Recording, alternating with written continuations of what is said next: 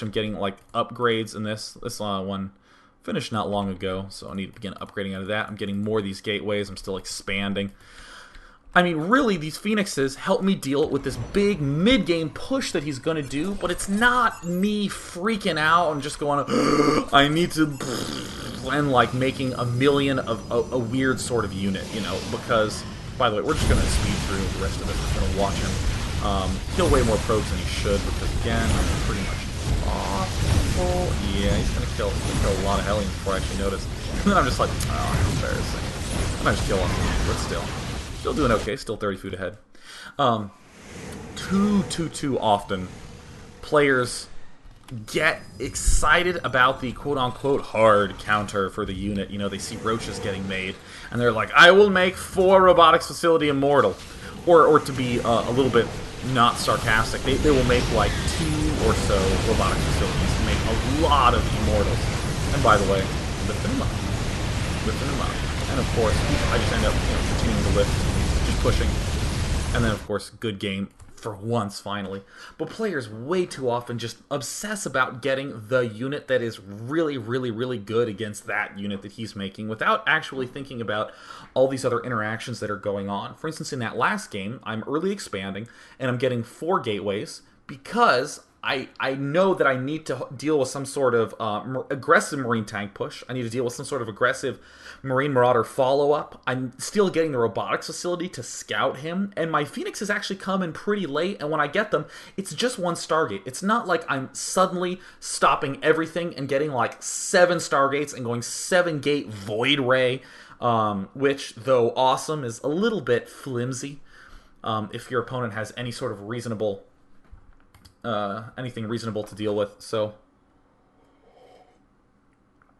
in a sense, yeah, the Phoenix ended up working out very, very nicely in regards to dealing with that mech. But what made me actually feel nice at the end is that there was all the other things that I could have possibly encountered. And I still think I was feeling pretty comfortable against those as well. But I still had the opportunity to transition to mech whenever necessary. So I would be delighted to take some questions.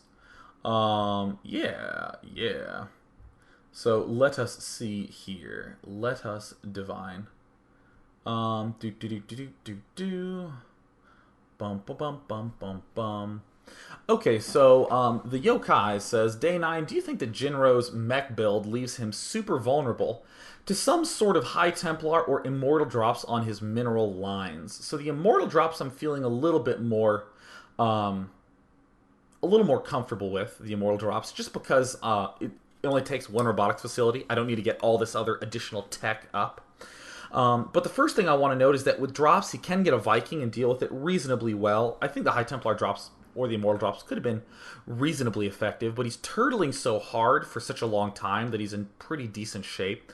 And there was actually a game where I tried to transition to Void Rays and some other stuff, and he ends up building a lot of turrets very quickly and can deal with it reasonably well. So, though the Immortal drops and the High Templar drops probably could have done some stuff, there's reasonable ways that he can deal with it to the point where it makes it a little bit kind of... I just think the Phoenix was the technique that helped me go whomp and sort of flop forward over the edge. The reason why I said that I like Immortal drops a little bit more than I like High Templar drops is that with the... when you're getting High Templar, that actually is a pretty costly tech pattern to go along, and I was trying to do a lot of Stalker High Templar Zealot stuff against him earlier in our series, and his Hellions were just roasting my main army. So though I would do damage, I would result in this composition that was just too weak against his final push whenever it came to come. So, Unearthly says, Day 9, how would you change your unit composition if Jinro went infantry instead of Hellions to support his siege tanks? Marines especially make Phoenixes harder to use.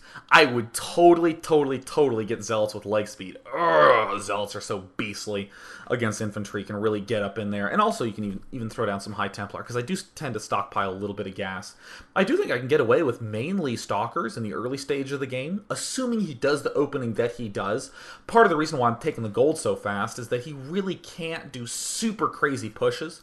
He can do nice harassment. He has nice flexibility. He can do 1 early push, but he can't be aggressive all game long. So that's one thing that helped it quite a bit.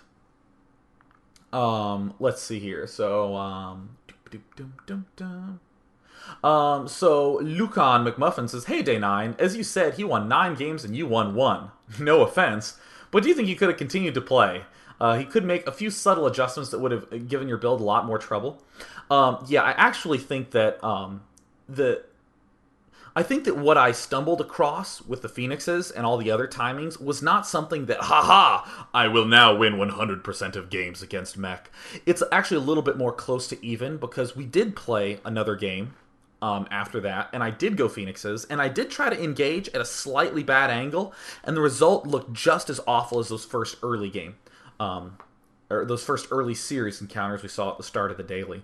So yeah, I definitely think that he can make subtle adjustments to give my build more trouble, but it excites me because I feel stable, I feel map control, I feel versatility with these Phoenixes. I actually think I could have revealed him a little bit earlier and just killed his Ravens, because what the hell is he going to do about it? I mean, if his Ravens are out of position at all, if they're away from turrets or Marines, I can just pick them off.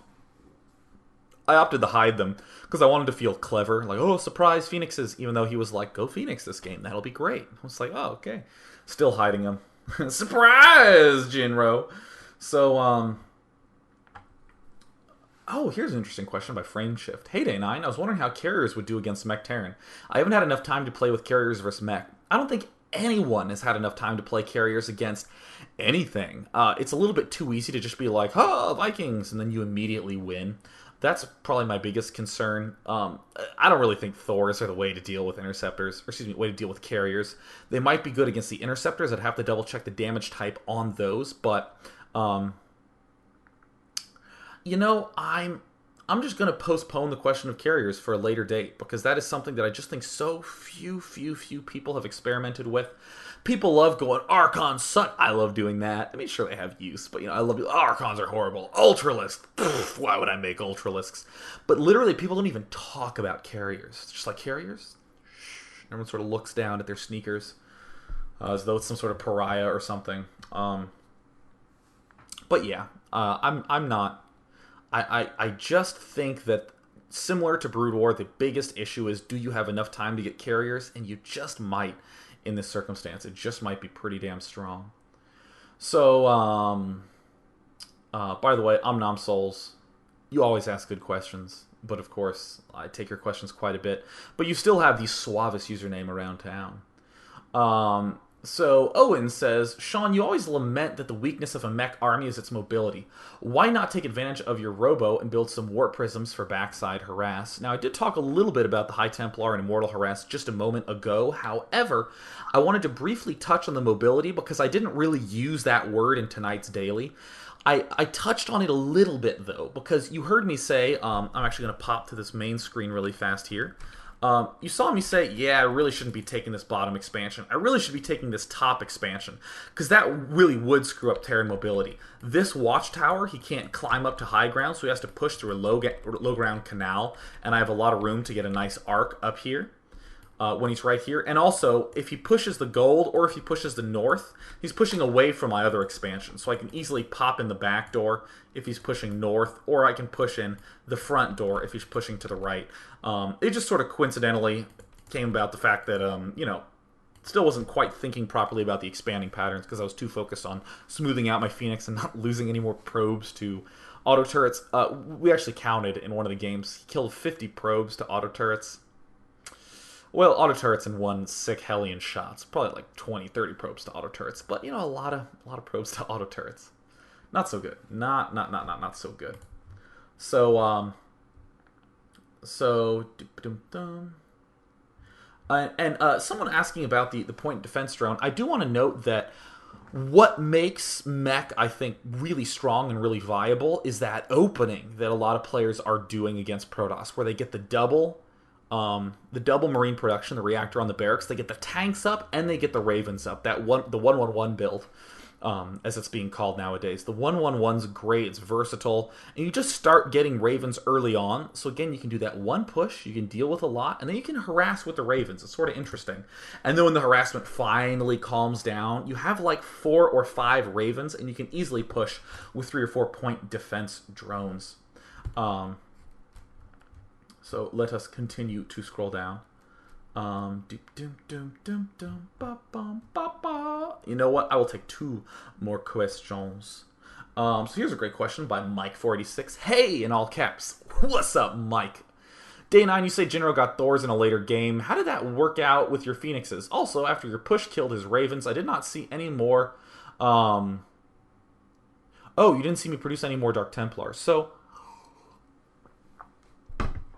mean, like, I'm going to begin with that Dark Templar question first. That's something that I would incorporate into my game a little bit later. Or if I was more comfortable with this build, I would just go, okay, I'm going to build DTs now all his Ravens are dead, because I sort of know the position I'm at. I think it's